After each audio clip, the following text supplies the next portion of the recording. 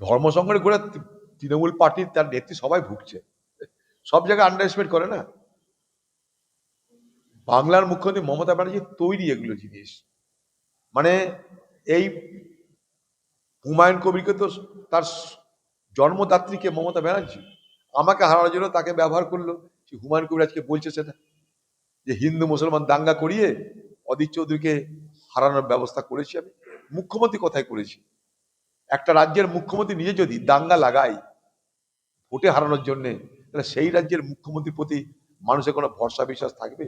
বহুদিন আগে জ্যোতিবাবু বলেছিলেন যে সরকার মনে করলে দাঙ্গা লাগে, সরকার মনে না করলে দাঙ্গা লাগে না। আমার আজও মনে আছে। পশ্চিমবঙ্গ সরকার মনে করছে তাই দাঙ্গা হচ্ছে। আজকে পশ্চিমবঙ্গে যা পরিস্থিতি তৈরি হচ্ছে এই মহিলা দায়ী।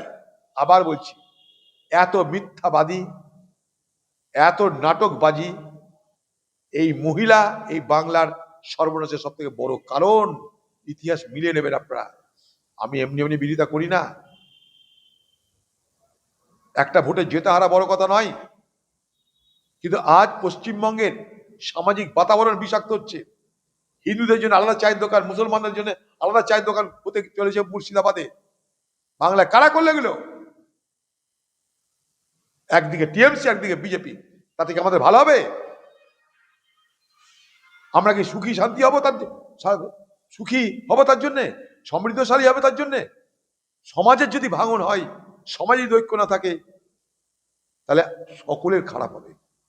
এখানকার হাজার হাজার লক্ষ লক্ষ মানুষ তারা পরিযায়ী শ্রমিক হিসেবে বাইরে যায়, সেখানকার মানুষের কাছে তারা আগামী দিনে এনিমি হবে, শত্রু হবে। কার লাভ হবে বলুন? কি করছি আমরা? শান্তিপূর্ণভাবে আলোচনা করে কেন সমাধান করা গেল না?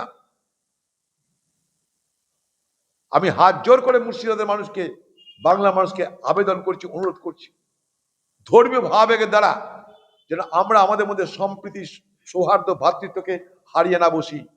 আমার মনে হয় এই মুহূর্তে এটা যেটা জরুরি কাজ সেটা হলো এইটা।